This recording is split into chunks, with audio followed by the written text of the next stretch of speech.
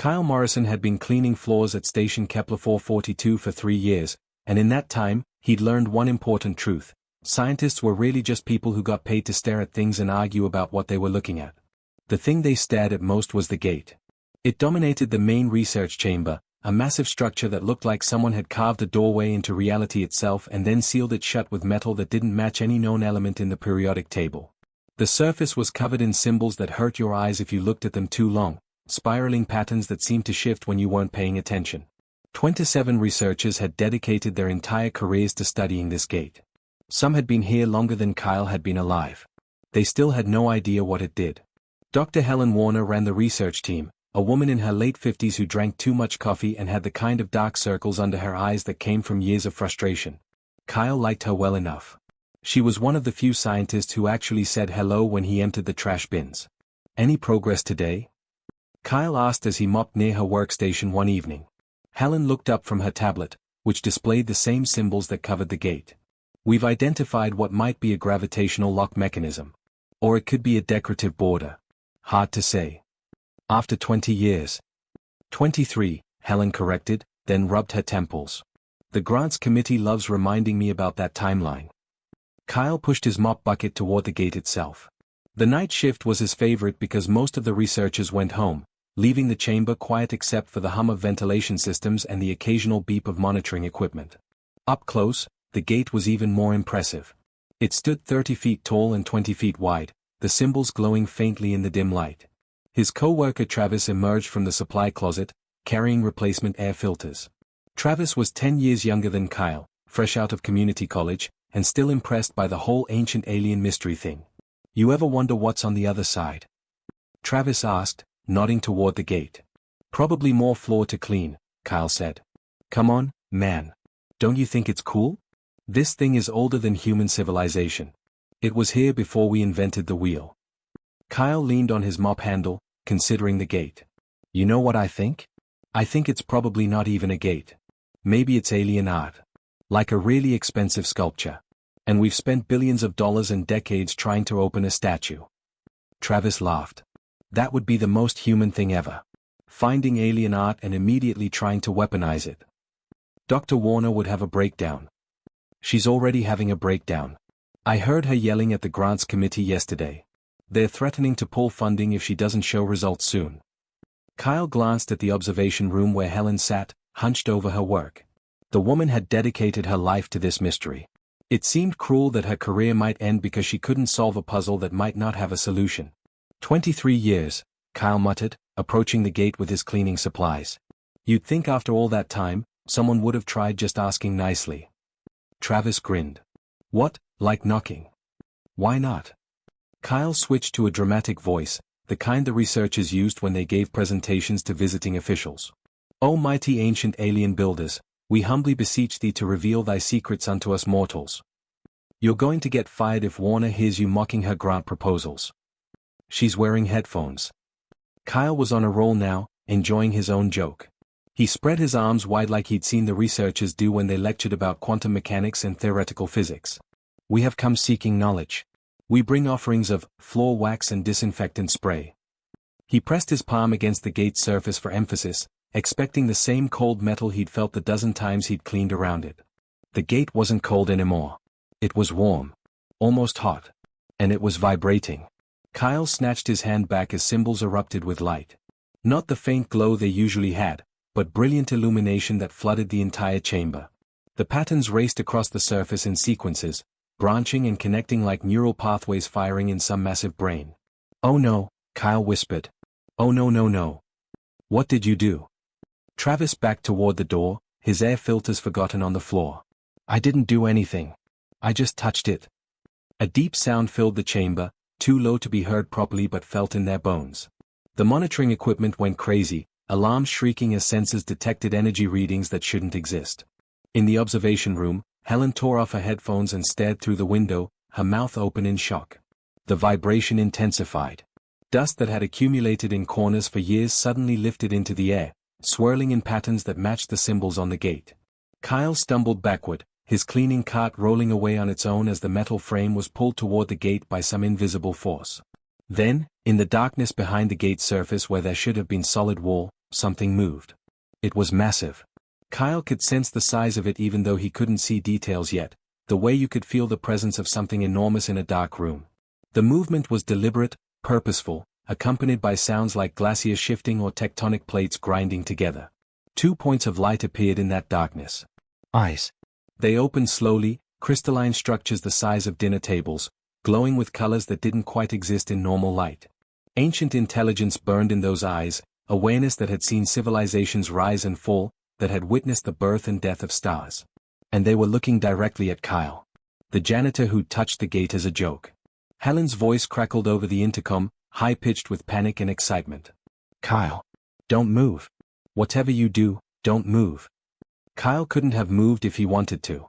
He was frozen, locked in the gaze of something that made him feel impossibly small and young, like a child who'd accidentally woken something that should have stayed sleeping. The station alarm began to wail, emergency lights flashing red. Through the observation window, Kyle saw researchers running into the chamber, some still in their pajamas, all of them staring at the impossible sight before them. After 23 years of silence, the gate had finally responded. All it had taken was one janitor with a mop and a bad sense of humor. Travis grabbed Kyle's arm. We need to go. Now. But Kyle still couldn't move. The Sentinel's eyes held him in place, not with force but with something deeper. Recognition maybe. Or judgment. Those ancient eyes saw everything, not just Kyle Morrison the janitor, but something in him, something about him that had triggered a response after millennia of waiting. The gate hummed with power, ready to reveal secrets that humanity might not be prepared to learn. And Kyle had the horrible feeling that his life would never be simple again. The Sentinel didn't move. For 3 days straight, it just watched Kyle with those massive crystalline eyes, tracking his every step around the research chamber. Scientists tried everything to get its attention. Dr. Helen Warner stood directly in front of the gate, speaking into translation devices that cycled through thousands of known alien languages. Nothing. A team from the linguistics department played mathematical sequences, thinking maybe the Sentinel responded to logic and numbers. Still nothing. The thing only cared about Kyle. This is unprecedented, Helen said during an emergency meeting on the 4th day. Kyle sat uncomfortably at the conference table, surrounded by people with multiple PhDs who kept looking at him like he was an equation they couldn't solve. In all recorded history, no one has successfully activated these gates. There are 17 of them scattered across known space. Every advanced civilization has tried to open them. All have failed. Until a janitor touched one as a joke, added Dr. Peter Chen, the station's xenoarchaeology specialist, not bothering to hide his irritation. Kyle shifted in his seat. Look, I don't know what you want me to tell you. I wasn't trying to do anything. I was just messing around. That's what makes no sense, Peter continued. We've had Nobel Prize winners touch that gate. Military strategists, engineers, physicists. Nothing happened. Maybe that's the point, Helen said quietly, staring at her notes. Maybe trying too hard is the problem. Before anyone could explore that idea further, the station's long-range sensors detected incoming ships. A lot of them. Within 48 hours, Station Kepler 442 transformed from a forgotten research outpost into the most important location in the galaxy. Vessels from the Galactic Council arrived first, massive diplomatic ships that dwarfed the station. Behind them came warships, scientific vessels, and transport cruisers carrying representatives from dozens of species. Kyle watched from the observation deck as ship after ship docked. This is bad, isn't it? Travis stood beside him, equally nervous. When was the last time this many different species gathered in one place peacefully? Never, Helen answered, joining them at the window. The council barely maintains order on a good day. Having them all here, competing for access to gate technology. Kyle, you need to be very careful. Some of these species have been studying the gates for thousands of years. They're not going to be happy that a human figured it out first. She was right. Ambassador Velvar arrived within the week, representing a civilization that had existed for 50,000 years before humans discovered fire. The being was tall and elegant, with skin that seemed to shift between colors depending on the angle of light. When introduced to Kyle, Velvar looked him up and down with barely concealed disgust. This is the human?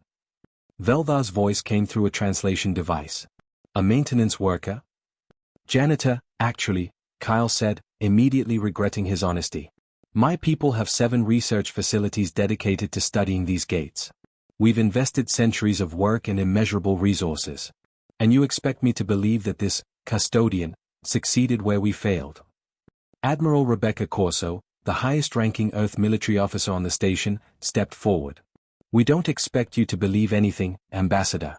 We're simply presenting the facts. The facts didn't help Kyle's situation. For the next 2 weeks, he was poked, prodded, and questioned by representatives from species he'd never heard of.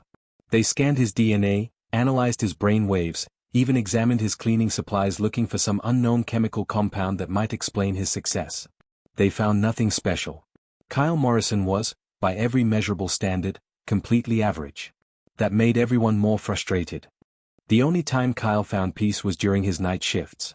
He'd managed to keep his job despite all the chaos, partly because he insisted on maintaining some normalcy, partly because Admiral Corso thought it might help if Kyle stuck to his routine. So every night at 10, Kyle clocked in, grabbed his cleaning cart, and headed to the research chamber where the Sentinel waited. The guards always let him through. They'd learned quickly that the Sentinel got agitated when Kyle wasn't around. Nothing violent, but its eyes would dim and the gate would emit a low-frequency hum that made equipment malfunction and gave people headaches. "Hey there," Kyle said softly on his first night back to regular work. The chamber was empty except for monitoring equipment and security cameras. Everyone had learned that crowds made the Sentinel retreat deeper behind the gate. "Sorry about all the circus. I know you're probably tired of being stared at." The Sentinel's eyes brightened slightly. Kyle grabbed his mop and started cleaning, just doing his normal work. "For what it's worth, I don't think you're a machine. I don't know what you are exactly, but you don't feel like technology. You feel like a person, I guess. Someone who's been waiting a really long time." He wasn't sure why he was talking to it. Maybe because everyone else treated the Sentinel like a puzzle to solve or a weapon to acquire, and that felt wrong somehow. The being had been alone behind that gate for who knows how long. The least Kyle could do was treat it with basic respect. As he worked, images began forming in his mind. Not words exactly, but impressions, feelings, visions that weren't his own memories. He saw vast cities of crystalline towers reaching toward alien skies. Beings of pure energy and solid matter working together, building something magnificent. The gates, he realized. He was seeing the construction of the gates. Kyle dropped his mop. Are you showing me this?" The visions intensified. He saw the ancient builders, a civilization so advanced they'd mastered the barriers between dimensions. They'd created the gate network as a gift, a way for worthy species to connect and share knowledge across impossible distances. Not for conquest or profit, but for genuine understanding and cooperation. Then the visions turned dark. Wars erupted as younger civilizations fought for control of the gates. Species saw them as strategic resources, weapons to be monopolized. The builders watched their gift being corrupted, their hopes being twisted into tools of domination. So they sealed the gates. Set guardians to watch. And waited. Waited for someone to approach the gates not with ambition or greed or even scientific curiosity, but with simple, honest wonder. Someone who could see an ancient mystery and respond with humor and humility instead of the need to conquer or understand. The visions faded. Kyle found himself sitting on the floor, tears streaming down his face though he wasn't sure why. The Sentinel's eyes blazed with an intensity that felt almost like hope. "You've been testing everyone," Kyle whispered. "For thousands of years. And everyone failed because they were trying too hard to prove they deserved access."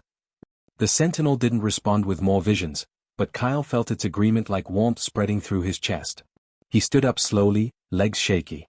Through the observation window, he could see Dr. Warner working late in her office. Beyond her, the docked ships of a dozen species, all competing for something they didn't understand. Kyle looked back at the ancient guardian. They're going to keep pushing. The council, the military, everyone. They don't know how to stop trying to take things apart and figure them out. The Sentinel's gaze never wavered from Kyle's face. "I don't know what you want from me," Kyle said honestly. "But I'll try to help. Just, please don't let them hurt you. You've waited too long to be treated like a machine now." For the first time since awakening, the Sentinel moved. Just slightly, a shift in the darkness that might have been a nod of acknowledgement. Kyle grabbed his mop, hands still trembling.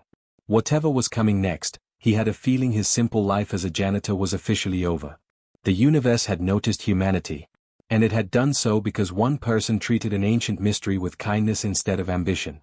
Now Kyle just had to figure out how to explain that to people who only understood power and control. The morning after Kyle's breakthrough with the Sentinel, Admiral Rebecca Corso called him into her office. The room was crowded with military brass, council representatives, and scientists who all stopped talking the moment Kyle walked in.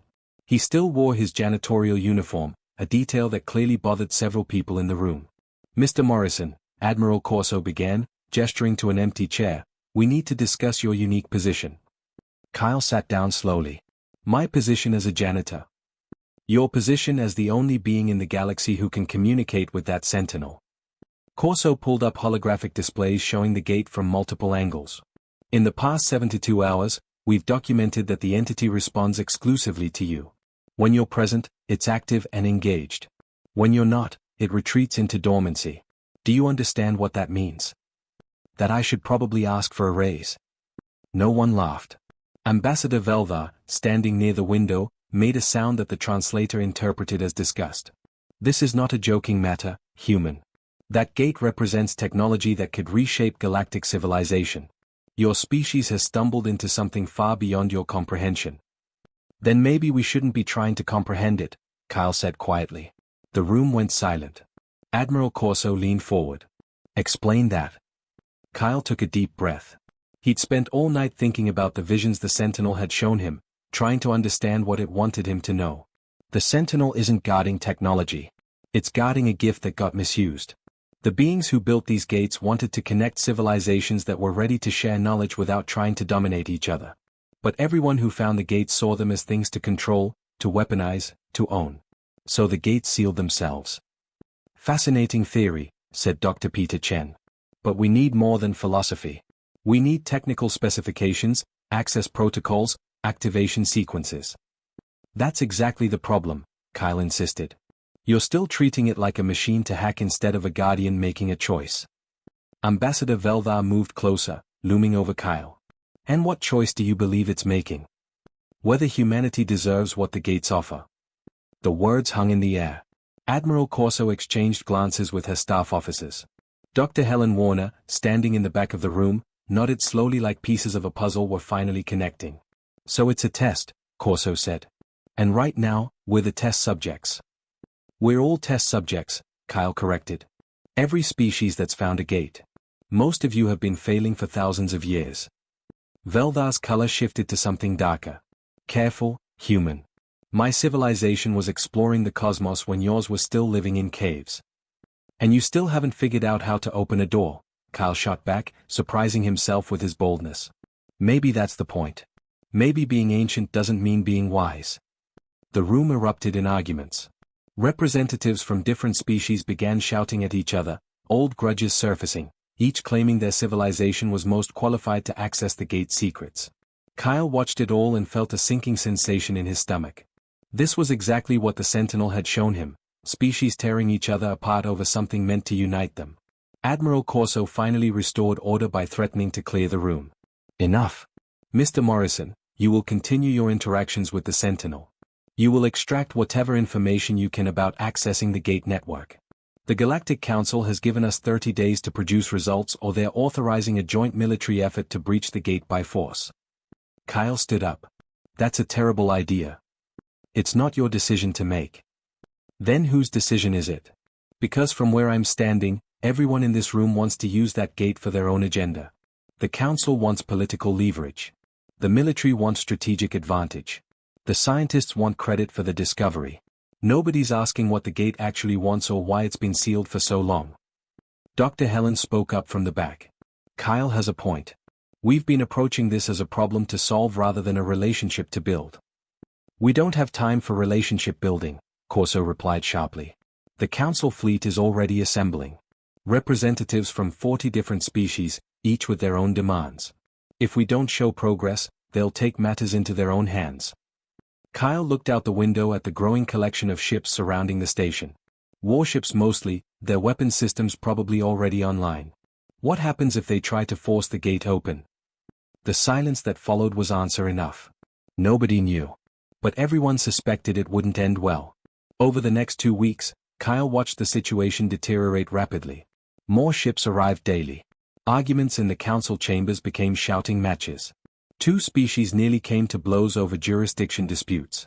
The station's security team worked overtime breaking up fights between visiting delegations.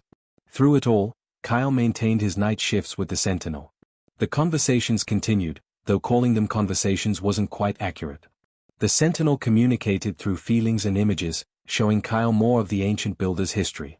He saw how they'd hoped the gates would foster cooperation between species, creating a network of civilizations that shared resources and knowledge freely. Instead, the gates had sparked wars. Species fought over them, died for them, destroyed entire planets trying to unlock their secrets. The builders had watched their dream become a nightmare and made the painful choice to seal everything away until someone proved worthy. But how do we prove we're worthy? Kyle asked one night, alone in the chamber. How do we show we're different from all the others who failed? The Sentinel showed him something new, a vision of himself touching the gate that first night. But it wasn't the touching that mattered. It was what he'd been feeling. No ambition. No agenda. Just a tired janitor making a joke, treating an ancient mystery with casual friendliness instead of reverence or greed. That was the key. Not intelligence or worthiness or advanced technology. Just the ability to approach the unknown with genuine curiosity and humility. Kyle sat down on the floor, his back against his cleaning cart. We're failing the test right now, aren't we? All those ships outside, everyone fighting over you like you're a prize to win. That's exactly what you're looking for, proof that we're not ready. The Sentinel's eyes dimmed slightly, and Kyle felt its sadness like a weight on his chest. The next morning, Admiral Corso called another meeting. This time her face was grave. The Council has lost patience. They're giving us 72 hours to provide full access to the gate, or they're bringing in plasma-cutting equipment. Multiple species have contributed to a joint task force. They'll breach the gate by force if necessary. You can't do that, Kyle said desperately. The Sentinel will seal permanently. We'll lose everything.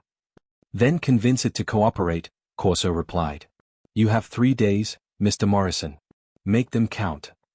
Kyle spent those 3 days in the research chamber, barely sleeping, trying everything he could think of to communicate with the Sentinel. He begged it to give humanity another chance. He tried to explain that not all humans were like the military officers and politicians. He showed it pictures of Earth, of ordinary people doing ordinary things, parents with children, friends laughing together, strangers helping each other during disasters. The Sentinel watched it all but offered no response. On the final night, Kyle sat exhausted on the floor while outside the chamber, engineers set up plasma-cutting arrays. The equipment hummed with building power, making the walls vibrate. Through the observation window, Kyle could see dozens of species representatives gathered to witness the historic moment when the gate was finally forced open. Travis brought Kyle a cup of coffee, sitting beside him. You did your best, man. Nobody can blame you. Kyle stared at the Sentinel's glowing eyes. I'm about to watch them destroy something that survived millions of years. Something that was meant to bring people together. And there's nothing I can do to stop it. Maybe there is, Helen said, joining them. She looked as exhausted as Kyle felt. Maybe the test isn't about opening the gate.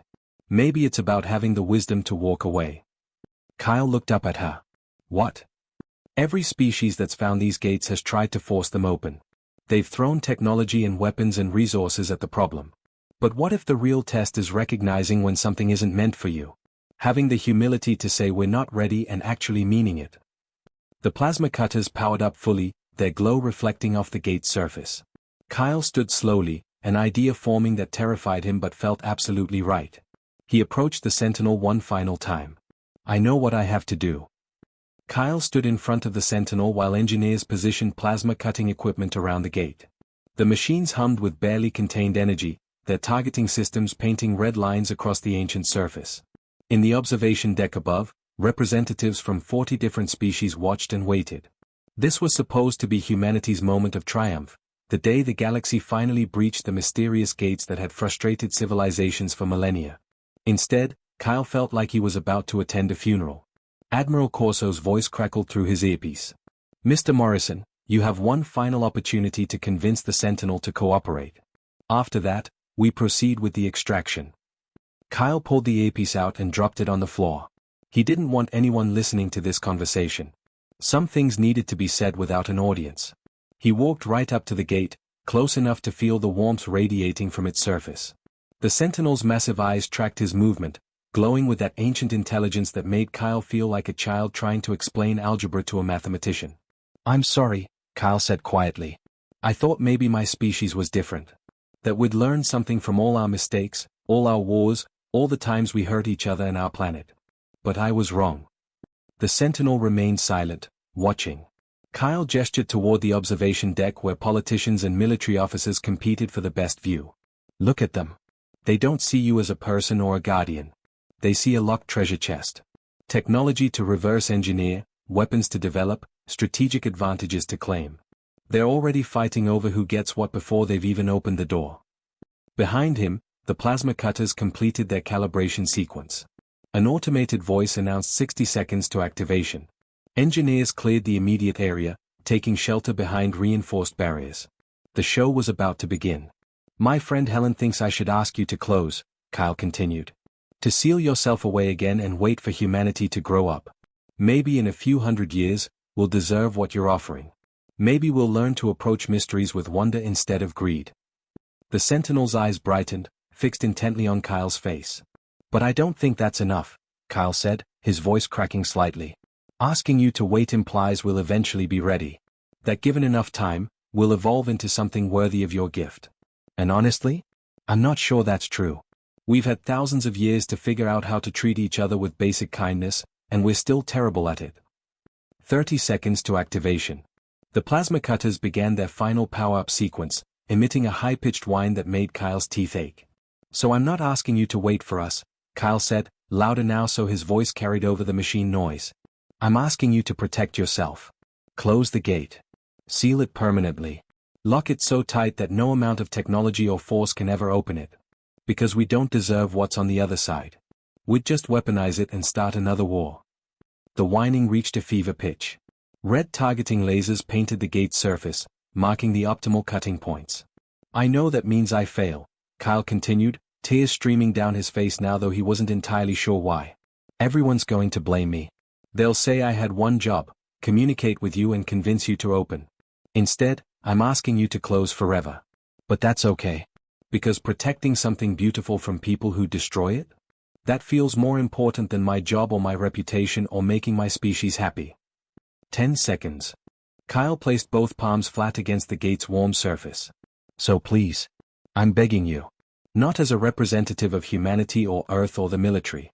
Just as Kyle Morrison, janitor, somebody who thinks you deserve better than what we're about to do to you. Close the gate. Save yourself and whatever's on the other side from us. 5 seconds. We're not worth destroying something that's lasted millions of years. The plasma cutters fired. Except they didn't. The machines activated, energy surging through their systems, but the beams never materialized. Instead, light erupted from the gate itself, brilliant white radiance that washed over the entire chamber. The symbols covering the surface blazed so bright that Kyle had to shield his eyes. The Sentinel's eyes burned like stars. Kyle stumbled backward as the gate's surface began to move. Not closing like he'd asked. Moving in the other direction. The seal was breaking. No, Kyle whispered. No, that's not what I meant. You're supposed to close. But the gate continued opening. The surface split down the middle, ancient mechanisms groaning to life after millions of years of dormancy. The light intensified until Kyle couldn't look directly at it. He fell to his knees, covering his face with his arms. The Sentinel moved. For the first time since awakening, it actually moved. Kyle heard the sound of something massive shifting, metal and crystal grinding together in harmonious motion. Through his fingers, he glimpsed the Guardian emerging from behind the gate, rising to its full height. It was enormous. Easily 60 feet tall, a being constructed from materials that shouldn't exist, that seemed to shift between solid matter and pure energy depending on how you looked at it. The Sentinel unfolded like a flower opening to sunlight, revealing a structure so complex and beautiful that Kyle's brain struggled to process what he was seeing. The chamber shook. Equipment toppled from tables. In the observation deck, people were shouting, but Kyle couldn't hear them over the sound of the gate fully opening. A massive doorway revealed itself, leading to a space that looked bigger on the inside than the outside, filled with light that had color Kyle had never seen before. The Sentinel knelt. This being, this ancient guardian that had stood watch for millions of years, lowered itself until its crystalline eyes were level with Kyle's face. He felt a presence in his mind, not invasive but gentle, like someone carefully knocking on a door. Images flooded through him. Not the visions he'd seen before, but something new. The Sentinel showed him the history of the test. Thousands of species across millions of years, all trying to prove they deserved access to the gate network. They demonstrated their intelligence, their technological prowess, their military might, their scientific achievements. None of it mattered. The test wasn't about proving worthiness. It was about having the wisdom to recognize unworthiness. Every other species had demanded access, insisted they'd earned it, argued their superiority. They saw the gates as rewards they deserved for their advancement. Kyle had done something none of them had managed in all that time. He'd admitted his species wasn't ready. More than that, he'd been willing to sacrifice humanity's opportunity to protect something greater than himself. He'd put the welfare of an ancient guardian above his own interests, his career, his species' ambitions. That selflessness, that genuine humility, that simple moral courage, those were the qualities the builders had been waiting to find. The Sentinel placed one crystalline appendage against Kyle's chest, right over his heart. He felt warmth spread through his body, not physical heat but something deeper. Understanding. Acceptance. Welcome. The chamber fell silent as the plasma cutters powered down, their task rendered unnecessary. The gate stood fully open, revealing corridors of light that stretched into impossible distances.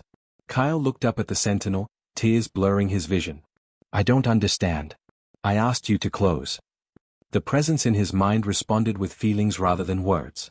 That was exactly why the gate opened. The willingness to sacrifice, to admit weakness, to choose protection over possession, that was the wisdom the builders had hoped to find. Every species that demanded access proved they weren't ready. Kyle had proven humanity's readiness by insisting they weren't. That doesn't make sense, Kyle protested weakly. But it did. In a strange, backwards way, it absolutely did. The gates weren't meant for species that thought they deserved them. They were meant for species humble enough to know they didn't. The Sentinel stood, returning to its full height, and gestured toward the open gate. Beyond it, Kyle could see movement. Ships. Structures. Other beings. The network was welcoming humanity home. The first ship came through the gate 3 hours after it opened, and Kyle Morrison was still sitting on the floor trying to process what he'd done. The vessel moved like liquid metal, flowing through the doorway with impossible grace. It was beautiful in a way that made human engineering look like children's drawings. Behind it came another ship, then another, each one different, each one representing a civilization that had passed the test Kyle hadn't known he was taking. Admiral Corso stood frozen in the observation deck, watching an event that would rewrite every history book ever written. Ambassador Velvar, for once in his long life, had absolutely nothing to say. Dr. Helen Warner was crying openly, decades of frustration and wonder finally finding release. And Kyle just wanted to go home. Mr. Morrison. A voice behind him made Kyle turn. A being stood there, roughly humanoid but composed of something that looked like living crystal. Light moved through its body in patterns that might have been breathing. I am Ambassador Kian of the Velroti Collective. My people have studied the gates for 12,000 years. We never imagined they would open in our lifetime. Yeah, well, Kyle said tiredly, neither did I. More beings emerged from the gate, representatives from civilizations scattered across the network.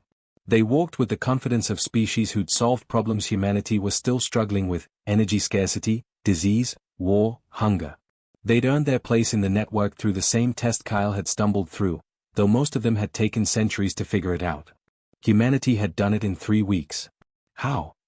Ambassador Kian asked, kneeling beside Kyle. The historical records show it took my people 400 years of evolution before one of us demonstrated the required wisdom. Your species discovered faster than light travel less than a century ago. What changed? Kyle looked at the crystal being, then at the Sentinel still standing guard at the gate. I think maybe we got lucky. You sent your best and brightest to study the gates, right? Your scientists and philosophers and leaders. Of course. Only our most accomplished citizens. That was your problem, Kyle said. Accomplished people are used to succeeding. They expect doors to open for them because they've earned it. But I'm just a janitor. I've spent my whole life cleaning up other people's messes. I'm used to things not working out, used to being overlooked and underestimated. So when the Sentinel tested me, I didn't try to prove I deserved anything. I just told the truth, that we weren't ready. Ambassador Kieran's light patterns shifted in what might have been amusement. So humanity passed the test through accidental humility. Pretty much, yeah. That is the most human thing I have ever heard. The next few weeks were chaos. Station Kepler 442 transformed from a research outpost into humanity's first embassy to the galactic community. Engineers from a dozen species worked together to expand the station, adding docking facilities and living quarters for the representatives pouring through the gate. Trade negotiations began. Cultural exchanges were scheduled. Scientific partnerships formed. And through it all, Kyle Morrison kept his job as a janitor. "You're kidding," Travis said when Kyle showed up for his night shift 2 months after opening the gate. "They're offering you positions as ambassador, chief diplomat, probably president of Earth at this point, and you're still pushing a mop." Kyle smiled, dumping cleaning solution into his bucket. "Someone's got to keep this place clean. You've seen how much traffic we're getting now. But you're famous. There are species out there who consider you a religious figure. The Velrotti want to build a statue of you." "That's weird and I don't like it." Travis shook his head in disbelief. "You opened a gate that's been sealed for millions of years. You gave humanity access to technologies and knowledge that will change everything. And you want to clean floors?" "I like cleaning floors," Kyle said honestly. "It's simple. You start with a dirty floor, you work hard, you end with a clean floor. Not everything needs to be complicated." But even Kyle had to admit his job had gotten more interesting.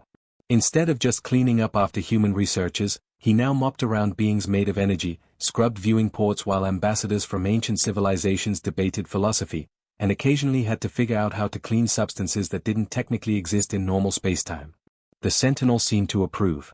It had taken up permanent residence at the gate, watching everyone who passed through with those ancient crystalline eyes. But whenever Kyle was nearby, the Guardian's gaze would track him, and Kyle would feel that warm presence in his mind. Not quite friendship, the gap between them was too vast for that, but something like mutual respect. 3 months after the opening, Admiral Corso finally cornered Kyle during his lunch break. "We need to talk about your future." "I have a future? Last I checked, I almost got fired for activating alien technology without permission." Corso smiled slightly. "That's been forgiven. Kyle, you have to understand the position you're in. Every species in the network wants to meet you. They're calling you the humble one, the first of the new era. Your decision to sacrifice humanity's access for the sake of protecting the Sentinel, that story is spreading across the galaxy. That's embarrassing. That's history." Corso pulled up a holographic display showing news broadcasts from across the network. Kyle's face appeared in dozens of different formats, translated into languages and communication methods humans had never imagined. "You've become a symbol. Proof that wisdom doesn't require age or advancement. That sometimes the most important answers come from the least expected places." Kyle pushed his lunch tray away, appetite gone. "I didn't do anything special. I just told the truth." "Exactly. And that's what makes it remarkable." Corso deactivated the display. "The Council is offering you a formal position as Earth's representative to the network. Full ambassadorial status, staff, resources. You'd be humanity's voice in the greater community." "No thanks. Kyle." "Admiral, I appreciate it, really. But I'm not a diplomat.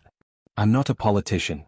I don't want to spend my life in meetings arguing over trade agreements and territorial disputes. That's not who I am." "Then who are you?" Kyle considered the question. 6 months ago, he would have said he was just a janitor, nobody important, living a simple life on a forgotten research station. But now?